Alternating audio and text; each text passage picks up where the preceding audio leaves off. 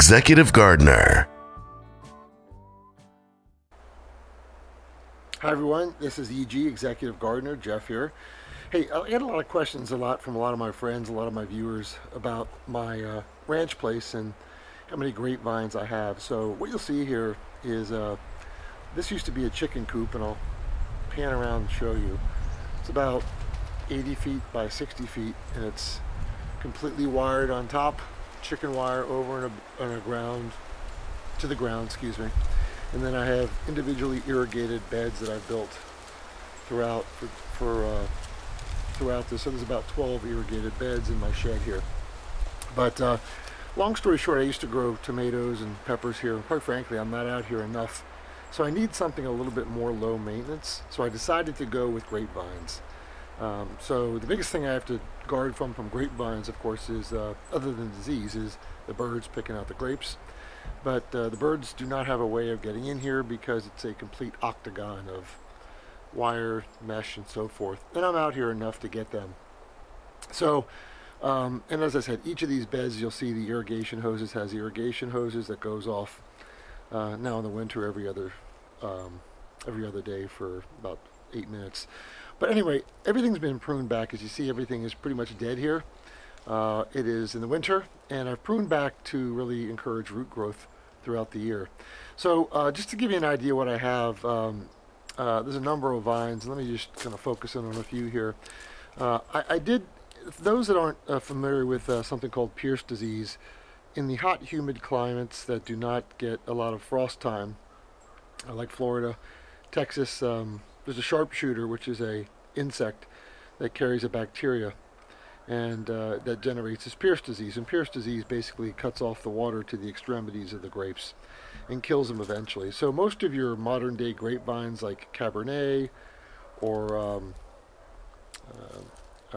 Merlot grapes, or excuse me, Chardonnay grapes, they won't live here. They'll live for 2 or 3 years and they will die from Pierce disease. So I had to pull up a lot of my grapevines because that's what I planted initially, and just pure stupidity, as most of us learn from gardening, that I had to pull it up, and excuse me, and then I replanted them with grapes that are called Favorito and Black Spanish. So this is a bit of a close-up of this grapevine. You can see here.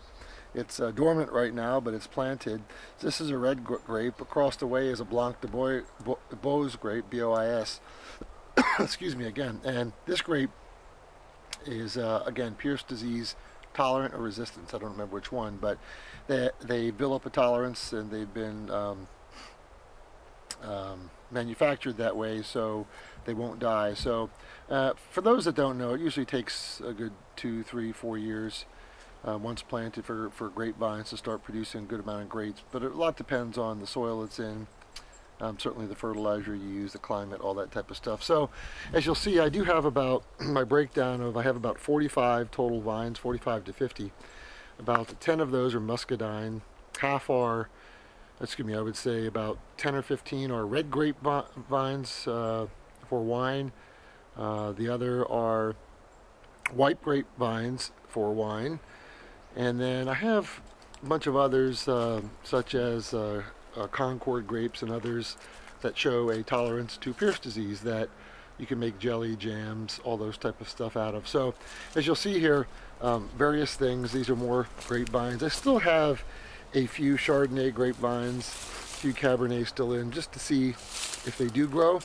But hopefully they will. But and I do have some orange trees and some other things in here. But if you have a ranch place that you don't get too much, like myself, it would be a good idea probably for you to grow things like grapes or blueberries, or things that, again, are relatively low maintenance fruit. But everything, long story short, that is planted here is Pierce disease resistant or tolerant. So it will not die from the sharpshooter and Pierce disease. So if you're watching this and you live in states like Texas, Louisiana, Carolina, anywhere in the South, Georgia, do not plant Chardonnay, any of your popular grapes, Merlot, Pinot, all those. They will die. It's just a matter of time, whether it's first year, second year, third year, it will die. But the best grapes I would probably focus on are Favorito, Black Spanish, and Blanc de Bois. The other thing I do grow here, like I said, is I have some blueberries and some, I believe, blackberry plants, and those are right here. I pruned them back, as you can see, and I can tell you what, they do fabulous. Tons of blackberries, tons of blueberries, but again, you have to prune them back. And the last thing I'll show you, which I do have here, I bought 2 dwarf apple trees. So these are apple trees. I think they're Anna apple. Again, if you live in Florida or Texas in zone 8 or 9, you got to really focus on your agricultural resource. We use the AgriSource here, or go to your gardener's club, because they will tell you what fruit grows here. As most of you know, apples do require a certain amount of chill hours. These Anna apple require between 100 and 200. And we get that about in this area, which is New Ulm, Texas. And they will grow well. You have to have 2 because they need to be pollinate each other. They're not self-pollinating, they do pollinate each other.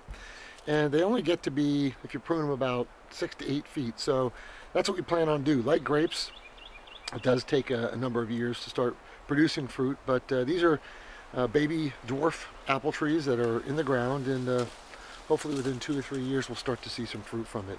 So that's basically it. Again, I have 45, 50 grapevines, numerous blueberry, blackberry bushes, nectarine, so forth. Low maintenance fruit out here at the country house. So this is pretty interesting. If you're a follower of mine, please continue to subscribe to the channel. I'll give you an update in the spring once all these grapevines start to bloom. It's going to be beautiful. Lots of green grapevines, and you will start to see the flowers turn into the grapes eventually. So that's it for this episode of the of the Executive Gardener. Please subscribe or send this to fellow folks. This channel is about teaching people the fun of gardening, and again, learn from my mistakes. All of us make a lot of mistakes. The community in YouTube is meant to teach each other. Have a great day.